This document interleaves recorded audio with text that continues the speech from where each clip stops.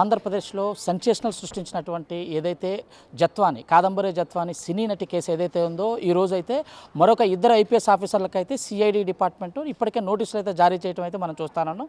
ప్రధానంగా ఏదైతే గత ప్రభుత్వం అంటే వైఎస్ఆర్ కాంగ్రెస్ ప్రభుత్వంలో ఏదైతే సినిమా నటి ముంబై సినిమా నటిగా ఉన్నట్టు ఏదైతే కాదంబరి జత్వాని ఉన్నారో ఆ కేసులో తనను ముంబై నుంచి విజయవాడ తీసుకొచ్చి విజయవాడ ఇబ్రహీంపట్నం పోలీస్ స్టేషన్లో తను చిత్రహింసకు గురి చేసి తన పైన తప్పుడు కేసులు నమోదు చేశారని కూడా తను సినీ నటి అయితే చెప్పడం అయితే చూస్తాను. ఈ నేపథ్యంలో అయితే పోలీసులు అంటే ప్రభుత్వం మారిన తర్వాత ఇన్వెస్టిగేట్ చేసిన పోలీసులు అయితే ఏదైతే ఉన్నారో ముగ్గురు ఆ సీనియర్ ఐపీఎస్ అధికారులు ఎవరైతే ఉన్నారో వీరిని దోషులుగా అయితే ఇప్పటికే నిర్ధారించి వారిపైనటువంటి కేసులు అయితే నమోదు చేయడం అయితే చూస్తాను. ప్రధానంగా అప్పటి అంటే వైఎస్ఆర్ కాంగ్రెస్ పార్టీ ప్రభుత్వంలో సిఐడి చీఫ్గా ఉన్నటువంటి పిఎస్ఆర్ ఆంజనేయులతో పాటు విజయవాడ సిపిగా ఉన్నటువంటి కాంతిరాణ టాటాతో పాటు డీసీపీగా ఉన్నటువంటి విశాల్ గొన్ని ఈ ముగ్గురు సీనియర్ ఐపీఎస్ అధికారులు ముగ్గురు కూడా ఏదైతే కాదంబరి జత్వాని కేసులో ముగ్గురు కూడా ఆరోపణలు అయితే ఎదుర్కొంటున్నట్లయితే మనం చూస్తా ఉన్నాం.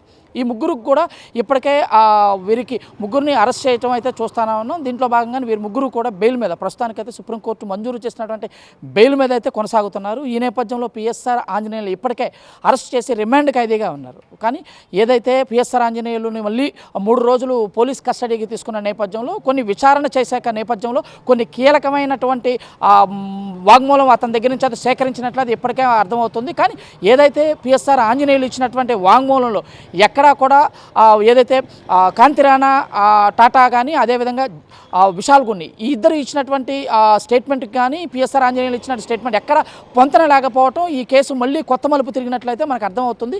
ఈ నేపథ్యంలోనే మరొకసారి కాంతిరాణ టాటాతో పాటు విశాల్ గొన్నిని కూడా విచారించాలి, నిగ్గు తేల్చాలని చెప్పి కూడా సిఐడి అయితే చాలా స్ట్రాంగ్గా అయితే ఉన్నట్లయితే మనకు అర్థమవుతుంది. ఈ నేపథ్యంలోనే అసలు ఏం జరగబోతుంది అంటే గతంలో ఈ ఇద్దరు అంటే రాణాతో పాటు విశాల్ గొన్ని ఇచ్చినటువంటి ఏదైతే స్టేట్మెంటు ప్రస్తుతం ఇచ్చినటువంటి ఏదైతే మాజీ సిఐడి చీఫ్గా ఉన్నటువంటి పిఎస్ఆర్ ఆంజనేయులు ఇచ్చినటువంటి స్టేట్మెంట్ ఎక్కడ పొంతనైతే లేకపోవటము విరుద్ధంగా ఉండటం వల్ల మరొకసారి వీళ్ళని విచారించాలి, నిగ్గు తేల్చాలనే దీంట్లో భాగంగా మాత్రమే మనకి స్పష్టంగా కనబడుతుంది. ఈ నేపథ్యంలో మరొకసారి వారిద్దరికైతే నోటీసు ఈరోజు ఇచ్చి ఈరోజు 5వ తారీఖు అటెండ్ అవ్వమని చెప్పేసి అయితే సిఐడి పోలీసులు చెప్తున్నారు. కాదు ఏది ఏమైనప్పటికీ ఏదైతే ఆంజనేయులు చెప్పినాక పిఎస్ఆర్ ఆంజనేయులు చెప్పినటువంటి మాటలు ఏ విధంగా అయితే ఉన్నాయో నేను ఎట్టి పరిస్థితుల్లో కూడా ఇటు కాంతిరాణ టాటా కానీ విశాల గొన్నికి కానీ జత్వానికి సంబంధించి నేను ఎక్కడా కూడా ఆమెను తీసుకుని తరలించండి, ముంబై నుంచి విజయవాడ తరలించండి, తనపైన కేసులు పెట్టండి ఎక్కడా నేను చెప్పలేదు.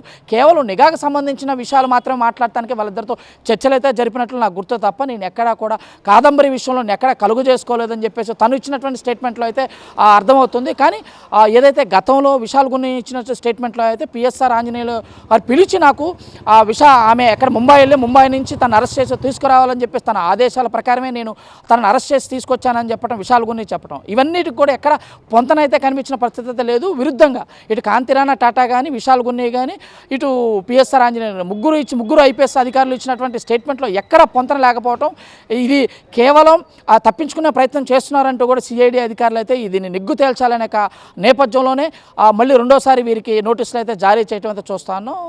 ఈ యొక్క నోటీస్కి ఇప్పటికే మరి కాసేపట్లో వస్తారు అని చెప్పి ఒక సమాచారం అయితే ఉంది. కానీ ఈరోజు వస్తారా లేకపోతే మరొక రోజు వస్తారా అనే విషయంలో అయితే ఇప్పటికే సిఐడి అధికారులు అయితే సందిగ్ధంలో ఉన్నట్లయితే మనకు స్పష్టంగా అర్థమవుతుంది.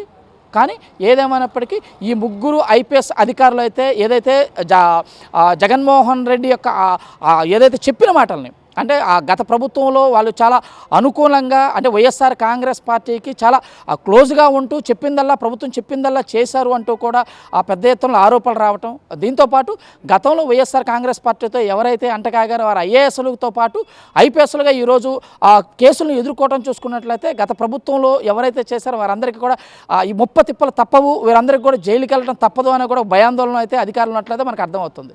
కానీ ఈ ఎపిసోడ్ మొత్తం చూసుకున్నట్లయితే వీరిపైన పెట్టండి ఏదైతే నమోదు అయిన కేసులు అనేవి కూడా వీరితో పాటు ఇప్పటికే ఆ పిఎస్ఆర్ ఆంజనేయులు అరెస్టు, దాంతోపాటు వీరిద్దరు కూడా అరెస్ట్ అవుతారా అనే పెద్ద ఎత్తున ఇక్కడైతే ఒక చర్చ అయితే నడుస్తున్నట్లయితే మనం చూస్తా ఉన్నాం. ఇది తాజా పరిస్థితి. సిఐడి కార్యాలయం నుంచి వీడియో జర్నలిస్ట్ ఆసిఫ్తో కృష్ణ మేడం.